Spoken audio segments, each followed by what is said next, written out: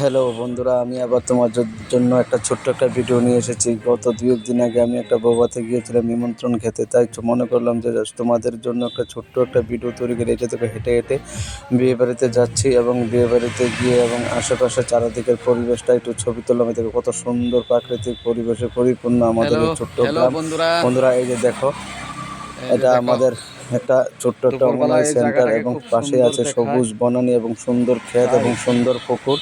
তাই তোমাদের জন্য আমি এই ভিডিওটা তৈরি দুপুরবেলা করলাম। বন্ধুরা, আমার এক তোমরা ছোট ভাইয়ের বাড়ি এই নিমন্ত্রণ সমস্ত খেতে এলাম। জায়গার ভিডিওগুলো দেখো, দেখে খুব আনন্দিত এই হও, যে এটাই আমাদের উদ্দেশ্য এবং আমার উদ্দেশ্য।